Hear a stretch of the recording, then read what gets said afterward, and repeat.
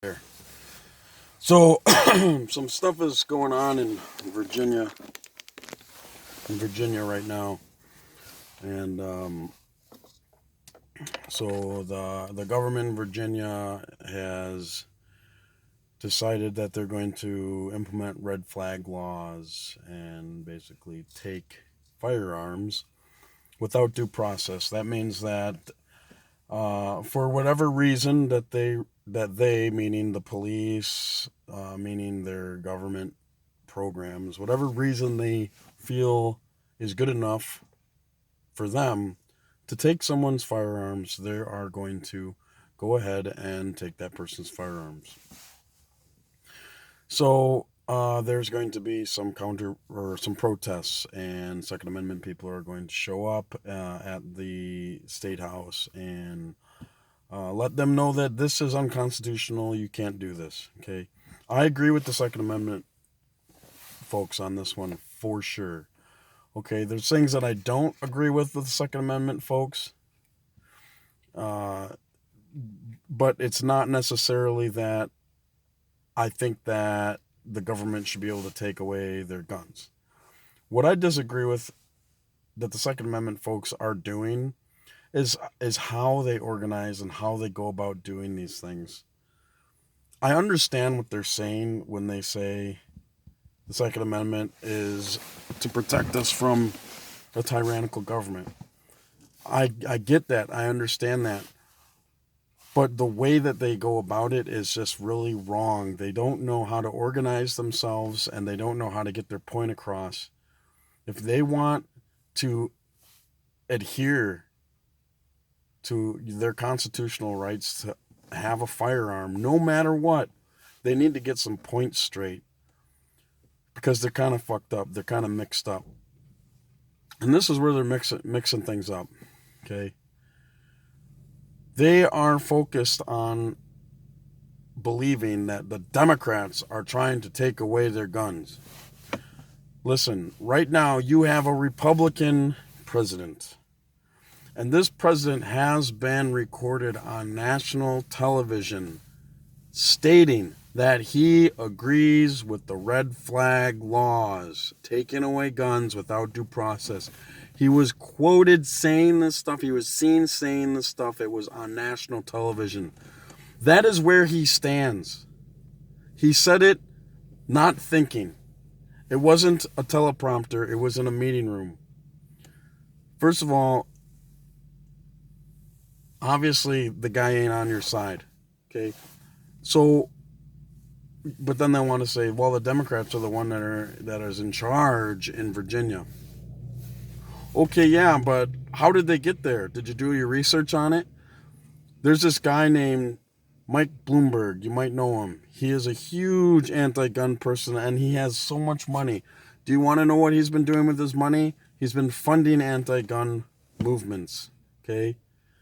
Oh, he's running as a Democrat. Yeah, yeah, I know he is, but he's been a Republican for decades, and he just recently turned into a Democrat. Listen, this isn't about gun rights people and the Second Amendment versus Democrats. This is about the Second Amendment and the American people versus wealthy people who have corrupted the government. The corruption in our government is due to the wealthy.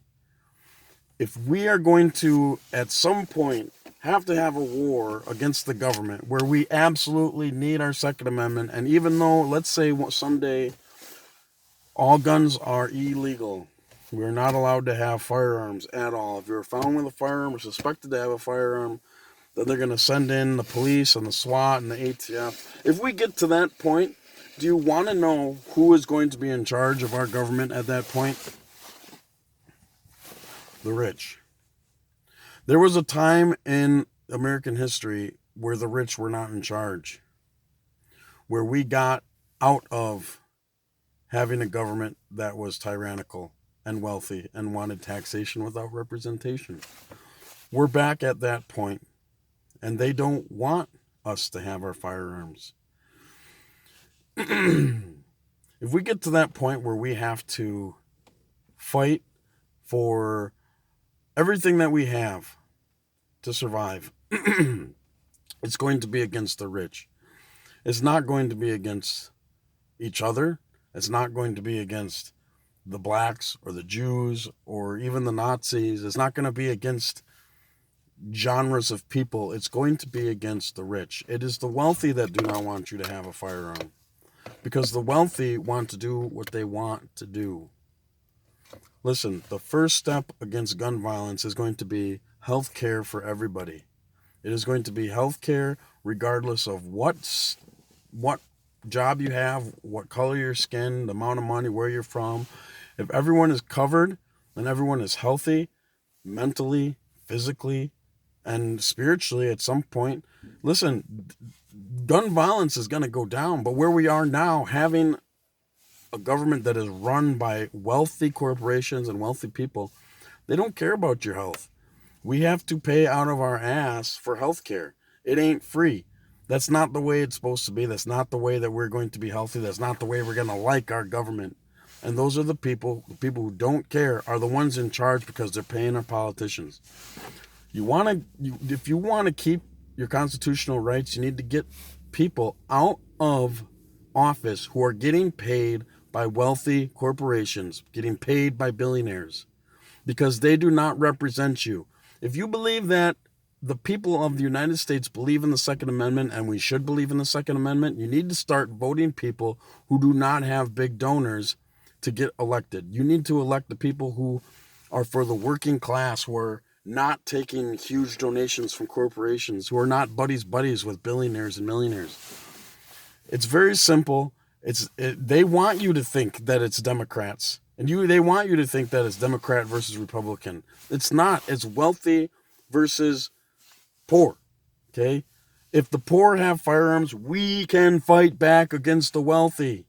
It doesn't have anything to do with them. Listen, do your research. If it's a Democrat who's got a bunch of money backing him up, they're probably anti-gun, because that's what the wealthy want. If it's a Republican that's getting paid lots of money and it's not from the NRA, they're probably anti-gun. They want you to think that it's Democrat versus Republican. Right now you have a Republican president.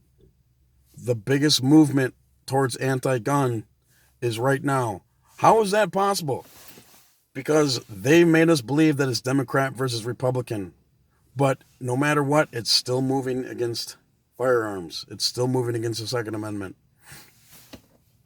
Listen, unless they're going to change the Constitution the way it's written, we've still got a fighting chance. We need to get representatives that represent the people. We need to get representatives in that are going to give us health care, everybody health care, no matter what, regardless. And we're going to need to get people out who aren't going to continue to give power to the wealthy. Once you do that, then we're really going to be able to see where the Second Amendment is going. Because the Second Amendment is there to protect us against the wealthy, against the people who will be tyrannical. Poor people don't want to be tyrannical. They just want to not be shot. But we've got a fight going on. What is the fight? There's a fight against universal health care. It's a fight against making everyone poor. We don't all want to be poor. We want to make more money. We want to be able to afford to live. We want to be able to afford to travel and do things. But why is it so hard? It's because the wealthy are making it harder, because they want to keep sucking us dry, and they don't want us to fight back. So they're going to take our firearms too. They're going to make it 100% solid that we will never, ever, ever be able to fight back. Listen, this ain't about Democrat or Republican. It's about the poor versus the rich. Vote for someone who doesn't have wealthy people backing him up or her up. Vote for people who are not there in the interests of the wealthy. The wealthy are the ones that want to hold you down and keep you back from fighting. It isn't Democrat versus Republican. The Second Amendment is our right, and it's our guarantee. And no matter what laws that people are making, we still need to hold that up. We need to hold up the Second Amendment, because that's what's going to save our life someday if we don't get to come together and fight back in a non-physical and violent way. Your vote matters. Everyone needs to vote for someone that doesn't have big money backing them up, because those are the ones that want your guns. It's the big money. It's the wealthy. Look it up. You'll see. First step, get everyone health care. Second step, get everyone enough money so that they don't feel like they're in a survival mode all the time. And number three, get rid of the wealthy out of our government. Do those things, and you're going to see that America can be a better place. Right now, we are getting slammed by a hammer, and that hammer is being held by the wealthy. This isn't, liberals versus conservatives. It's the people who are doing this are getting paid to do this, and the money isn't coming out of nowhere. It's coming from the wealthy. It's getting directed by the wealthy. And I'm sorry, but Donald Trump is one of those people, and we caught him saying that. Don't believe him. We need to get him out of there. We need to get the rich out of there, and we need to get more rights and more freedoms and better benefits for the working class American people. And one of those benefits that is going to come with all those things is to get the anti-gun people out of there. Okay, there's going to be a process here. The wealthy is not going to just let us have our guns, because they're not just going to let us fight back against them. They've been doing incremental, small little steps towards taking away our rights and taking away our ability to defend ourselves. And it started decades ago. So that's just my spiel on it. I'm sure you'll all figure it out eventually.